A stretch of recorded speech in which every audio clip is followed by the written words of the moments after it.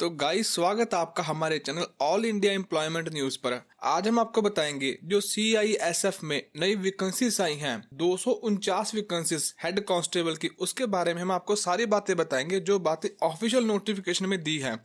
अगर आप इसका ऑफिशियल नोटिफिकेशन डाउनलोड करना चाहते हो तो वीडियो के डिस्क्रिप्शन में जाओ, वहां पर आपको डाउनलोडिंग लिंक अवेलेबल करवा दिया गया है। क्लिक करो, ऑफिशियल नोटिफिकेशन डाउनलोड हो जाएगा। बाकी सारी बातें मैं आपको बता दूंगा, आप हमारे साथ बने रहिए। पर वीडियो शुरू करने से पहले मैं आपको एक बात बता दूं, ये जो वैकेंसीज हैं वो स्पोर्ट्स कोटा वालों के लिए, जिनके पास स्पोर्ट्स का सर्टिफिकेट है उनके लिए है। बाकी जो अदर नॉर्मल पर्सन होंगे वो इसके लिए अप्लाई नहीं कर सकते। अगर आपके पास स्पोर्ट्स कोटे का कोई भी सर्टिफिकेट है तो आप इस वीडियो को पूरा सुनिएगा, क्योंकि ये जो स्पोर्ट्स कोटा इन्होंने बोला है इसके बारे में हम आपको आगे डिटेल में बताएंगे। बाकी इसके लिए इन्होंने क्वालिफिकेशन रखी है +2। अगर आप 12th पास हो, +2 पास हो तो आप इसके लिए अप्लाई कर सकते हो। बस आपको +2 पास होना जरूरी है, अपेयरिंग नहीं। आपकी जो एज होगी कम से कम 18, ज्यादा से ज्यादा 23 होनी चाहिए। और जो ये 23 जो मैक्सिमम एज है वो general plus economical weaker section वालों के लिए है। बाकी जो अदर कास्ट वाले होंगे जैसे SC, ST, OBC, उनको age relaxation as it is मिल जाएगी। अगर आप इसके लिए अप्लाई करना चाहते हो तो इसको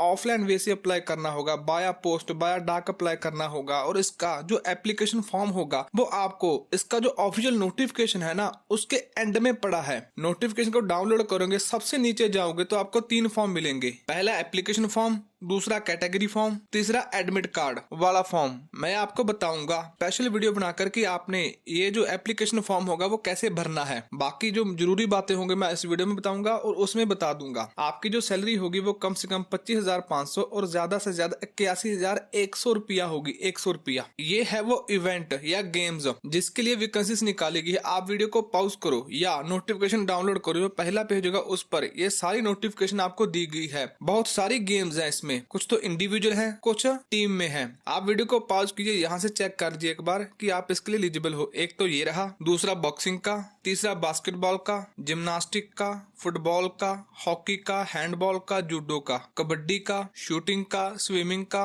वॉलीबॉल का, वेट लिफ्टिंग का, रेसलिंग का, टाइकवॉन्डो गेम का। अगर आप इनमें से किसी गेम में खेल चुके हो, सर्टिफिकेट हासिल कर चुके हो तो आप इसके लिए अप्लाई कर सकते हो। आपकी जो कम से कम तनख्वाह मैंने बताई 25,500, 81,100 रुपया होगी, प्लस आपको अदर अलाउंस भी प्रोवाइड करवाए जाएंगे। जब आप अपनी पूरी सर्विस कंप्लीट कर देंगे तो बाद में आपको पेंशन भी मिलेगी। यहाँ पर बोला है कि आप इंडिया के नागरिक होने चाहिए, मतलब कि जो इंडिया का नागरिक है चाहे सारे देश में से कहीं से भी है वो इसके लिए अप्लाई कर सकता है। एलिजिबिलिटी क्राइटेरिया में इन्होंने बोला है कि आपकी एज 18 से 23 होनी चाहिए जनरल और इकोनॉमिकल वीकर सेक्शन के लिए। और आपकी जो एज होगी ना कम से कम 2 अगस्त 1998 में आपका बर्थ होना चाहिए और ज्यादा से ज्यादा 1 अगस्त 2003। अगर आप इन डेट पर भी पैदा हुए हो तो आप इसके लिए अप्लाई कर सकते हो। क्वालिफिकेशन में बोला है कि आपका +2 होनी चाहिए, स्पोर्ट्स का सर्टिफिकेट होना चाहिए, स्टेट का, नेशनल का, इंटरनेशनल का। फिजिकल स्टैंडर्ड में इन्होंने बोला है कि आपकी जो हाइट होगी, जो नॉर्मल कैंडिडेट होंगे उनके लिए 187 सेंटीमीटर होगी और आपकी जो चेस्ट होगी बिना फुला 81 और फुलाकर 86 सेंटीमीटर होनी चाहिए। जो लोग हिली एरिया से आएंगे, मतलब पहाड़ी एरिया से आएंगे, डोगराज वगैरह हो गए, उनकी एज 160 सेंटीमीटर तक चल जाएगी। आपकी चेस्ट सेम 81 फुलाकर 86 होनी चाहिए कम से कम। जो विमेन होंगे इसके लिए अप्लाई करना चाहते हैं उनकी हाइट कम से कम 153 सेंटीमीटर होनी चाहिए, चाहे आप हिली एरिया से हो चाहे नॉर्मल से हो। चेस्ट की मेजरमेंट आपके लिए एलिजिबल नहीं है, आपके अप्लाई नहीं है। बाकी जो शेड्यूल ट्राइब एरिया से आएंगे, शेड्यूल ट्राइब होंगे, उनकी एज भी 160 सेंटीमीटर तक चल जाएगी। अब सबसे जरूरी बात है, आपका स्पोर्ट्स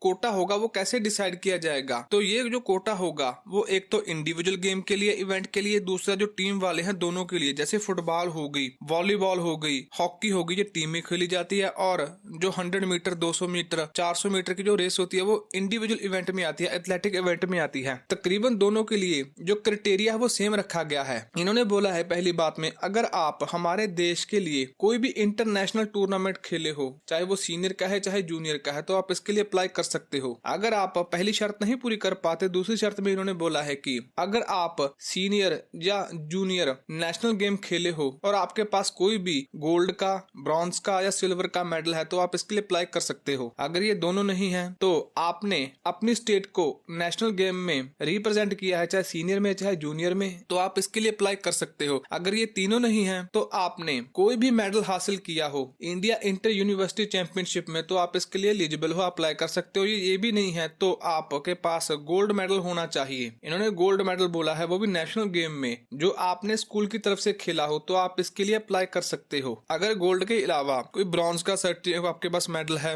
या सिल्वर मेडल है तो आप इसके लिए एलिजिबल नहीं हो। सिर्फ गोल्ड बोला है तो गोल्ड। अब जो टीम इवेंट में आएंगे सेम वही बात। अगर आप हमारे देश की तरफ से कोई भी इंटरनेशनल टूर्नामेंट खेले हो तो आप इसके लिए एलिजिबल हो। ये नहीं है तो आप कोई भी मेडल आपके पास होना चाहिए, गोल्ड, ब्रॉन्ज या सिल्वर, नेशनल गेम में सीनियर या जूनियर, तो आप इसके लिए एलिजिबल हो। अगर ये दोनों नहीं है तो आपके पास स्टेट रिप्रेजेंटेशन का सर्टिफिकेट होना चाहिए नेशनल गेम में, तो आप इसके लिए अप्लाई हो, सीनियर हो चाहे जूनियर हो। तीनों नहीं है तो चौथा आपके पास विनिंग मेडल होना चाहिए, gold, bronze, silver, all India inter university championship में जो आपकी टीम ने जीता हो। अगर ये भी नहीं है तो आपके पास गोल्ड मेडल होना चाहिए, again gold medal national game में जो आपने स्कूल की तरफ से खेला हो। सबसे बड़ी बात उन्होंने बोली है कि आप जिस भी गेम में हो, स्पेशली इंडिविजुअल बल तो हमेशा ही प्ले में रहते हैं क्योंकि वो एक जने गेम होती है और एक जना ही खेलता है। बाकी जो फुटबॉल वाले होते हैं या हॉकी वाले होते हैं उनमें से कुछ स्पेयर प्लेयर भी होते हैं जो अलग से लेकर जाए जाते हैं, वो नहीं, आप प्लेइंग 11 में ही होने चाहिए। आप हमेशा प्लेइंग में ही होने चाहिए, तब आपका सर्टिफिकेट माना जाएगा। अब आपका कंपटीशन अथॉरिटी जिससे आपको सर्टिफिकेट मिला है और स्पेसिमेन जैसे अपेंडिक्स ABCD,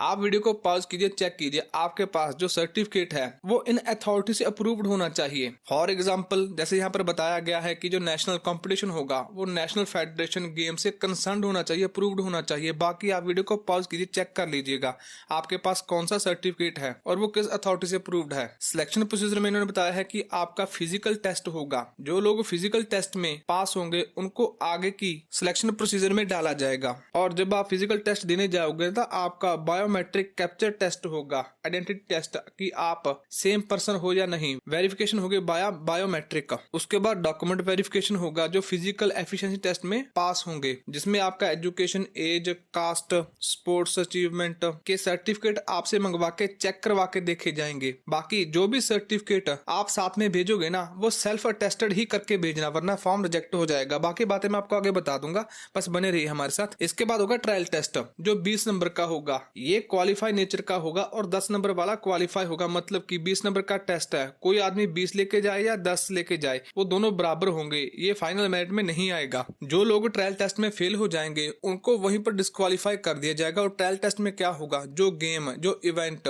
आपने परफॉर्म की है जिसका आपके पास सर्टिफिकेट है वो आपको खिलवा के देखा जाएगा, बस मेनली यही होना चाहिए। बाकी प्रोफेंसी टेस्ट में भी सेम होगा, ये 40 नंबर का हो, 20 नंबर वाला पास मार्क्स होंगे, प्लस आपको 10 नंबर एक्स्ट्रा दिए जाएंगे आपकी अचीवमेंट के बिहाफ पर। उसके बाद आता है प्रायोरिटी, मतलब कि आपको प्रेफरेंस दी जाएगी। तो इन्होंने प्रायोरिटी बताया है कि एक तो ए हो गया, एक बी हो गया। ए में वो लोग आएंगे जो इंटरनेशनल टूर्नामेंट खेल चुके हैं, उसमें प्रायोरिटी रखी गई है। पहली प्रायोरिटी में आएंगे, प्रेफरेंस में आएंगे गोल्ड वाले, दूसरी सिल्वर विनर, तीसरी में ब्रॉन्ज वाले। और जो आपकी बी कैटेगरी होगी उसमें नेशनल टूर्नामेंट खेल चुके प्लेयर आएंगे, जिसमें पहली प्रेफरेंस में गोल्ड, दूसरी में सिल्वर, तीसरी में ब्रॉन्ज। मैं आपको ये सारी बात एग्जाम्पल से समझाता हूँ। मान लो A, B, C, D, E और F, ये 6 लोग हैं। अब इन 6 लोगों ने सारा काम पूरा कर रखा है, मतलब कि उन्होंने physical test, document, trial test, proficiency test सब पास कर रखा है।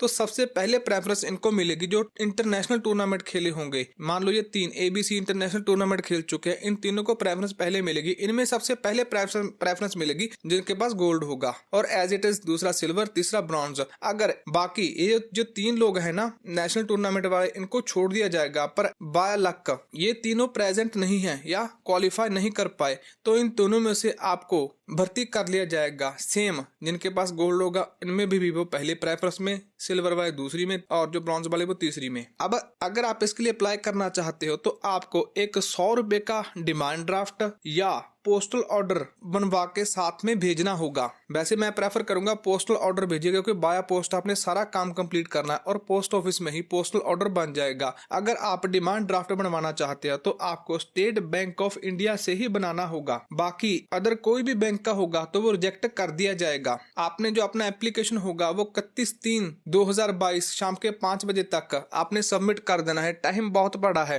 बस वेस्ट मत कीजिएगा। और जो लोग रेजिडेंट हैं, रिहायशी रखते हैं नॉर्थ ईस्ट रीजन से, उनके लिए डेट है 7/4/2022, मतलब कि 7 अप्रैल 2022 तक शाम के 5 बजे तक इन्होंने अपना एप्लीकेशन फॉर्म भेज देना। मैं आपको आगे बताऊंगा एड्रेस और जिस पर आपने डिमांड ड्राफ्ट या पोस्टल ऑर्डर निकलवाना है उसके लिए। बाकी ये जो 100 रुपया होगा ना, ये जनरल और जो ओबीसी कैटेगरी वाले हैं उनके लिए है। बाकी जो एसटी वाले होंगे और जो एससी वाले होंगे, फीमेल होंगे, उनके लिए कोई भी फीस नहीं है, वो बिल्कुल फ्री है उनके लिए। बस उन्होंने एप्लीकेशन फॉर्म सेंड करना है। कुछ बातें जो नोट करने लायक है, उन्होंने बोला है कि आपकी जो फी होगी वो नॉन रिफंडेबल होगी। मान लो कि आपने स्टेट बैंक ऑफ इंडिया से डिमांड ड्राफ्ट ना बनवाते हुए गलती से किसी अदर बैंक से बनवा लिया, तो आपका जो पैसा होगा वो इनके अकाउंट में पहुंच जाएगा, पर आपका फॉर्म रिजेक्ट कर दिया जाएगा और रिजेक्शन की हालत में आपको कोई भी पैसा वापस नहीं किया जाएगा। दूसरी बात इन्होंने बोली है कि आपकी जो फीस होगी या तो वो वाया पोस्टल ऑर्डर होनी चाहिए या वाया बैंक ड्राफ्ट होनी चाहिए, अदर कोई भी मेथड एक्सेप्ट नहीं किया जाएगा। तीसरी बात, सेम आपका जो डिमांड ड्राफ्ट होगा, बैंक डिमांड ड्राफ्ट, वो via state bank of India से ही होना चाहिए, अदर देन रिजेक्ट हो जाएगा, पैसे वापस नहीं होंगे। इसमें इन्होंने बताया है कि जो एथलेटिक्स वाले होंगे, बॉक्सिंग वाले होंगे या जिम्नास्टिक, फुटबॉल, बास्केटबॉल, जितनी भी इवेंट या गेम्स इन्होंने बताई हैं, उन सबके लिए जो एप्लीकेशन फॉर्म होगा वो अलग अलग एड्रेस पर सेंड करना है, सबके लिए सेम नहीं है। आप वीडियो को पॉज करते रहिए और चेक करते रहिए। जिस गेम के लिए आपका एप्लीकेशन बनता होगा वो कहां पर सेंड करनी है, प्लस उसका जो पोस्टल डिमांड ड्राफ्ट होगा वो भी अलग अलग होगा, वो सबके लिए सेम नहीं होगा। तो मैं शुरू करता हूं, वीडियो को पॉज कीजिए और लगातार चेक कीजिए। मैं आपको बताऊंगा, जैसे एथलेटिक्स वाले हो गए, उनका पोस्ट ऑफिस एड्रेस ये रहा। अगर वो पोस्टल ऑर्डर से अप्लाई करना चाहते हैं तो एड्रेस ये रहा, और अगर डिमांड ड्राफ्ट के जरिए अप्लाई करना चाहते हो बाया एसबीआई, तो उसका जो पेएबल एड्रेस होगा आपने ये भरना है। पोस्ट ऑफिस वालों के लिए ये कॉलम होगा और डिमांड ड्राफ्ट वालों के लिए ये वाला कॉलम होगा। ध्यान से रखिएगा, सबके लिए कॉलम सेम होगा, बस जैसे गेम चेंज होगी वैसे आपका जो एड्रेस होगा एप्लीकेशन सेंड करने का वो चेंज हो जाएगा, प्लस आपका जो पोस्टल ऑर्डर होगा उसका payable address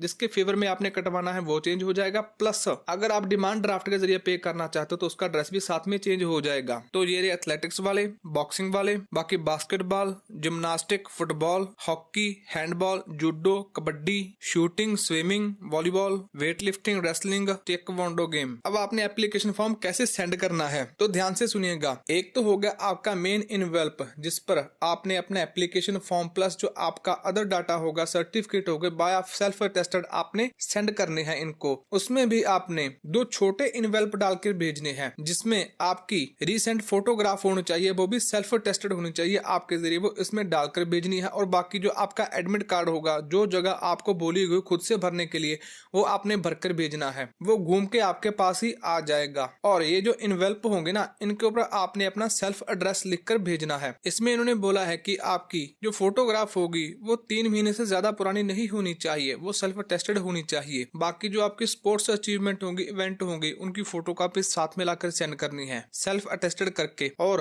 one of the main things कि आपने अपना जो मेन इनवेल्प होगा ना, उसके ऊपर ये सारी बात लिखनी है कि application for the post of the head constable / general duty under the sports quota 2021, और साथ में इसके बाद ब्रैकेट में आपने अपनी जो गेम होगी, इवेंट होगी, उसका नाम डाल देना है। और ये सारी बात यहाँ पर लिख दीजिएगा। बाकी जो एड्रेस आपने सेंड करना है वो यहाँ पर आ जाएगा और आपका खुद का एड्रेस यहाँ पर साइड पे आ जाएगा। तो ये सारी बातें आपने ध्यान रखनी है। अगर आप इसके लिए अप्लाई करना चाहते हो तो 31 मार्च तक का आपने अपना एप्लीकेशन फॉर्म इनको सेंड कर देना है बाया पोस्ट। इनकी जो ऑफिशियल वेबसाइट होगी, जो ऑफिशियल नोटिफिकेशन डाउनलोड लिंक होगा, वो आपको वीडियो के डिस्क्रिप्शन में मिल जाएगा। बाकी इसके बाद मैं आपको एक वीडियो प्रोवाइड करवाऊंगा। जो लोग इसके लिए एप्लीकेशन फॉर्म को भरकर भेजना चाहते हैं, उन्होंने अपना एप्लीकेशन फॉर्म कैसे भरना है उसके लिए स्पेशल वीडियो बनाऊंगा। जब वो तैयार हो जाएगी तब आपको वो वीडियो के डिस्क्रिप्शन में उसका प्लेइंग लिंक मिल जाएगा। आप वहां से जाइए और प्ले करके देखिए और अपना एप्लीकेशन फॉर्म सेंड कर दीजिएगा। बाकी अगर किसी भी कारण से मैं भूल जाऊं, रह जाए, तो आप हमें याद कराइएगा कमेंट सेक्शन के जरिए। प्लस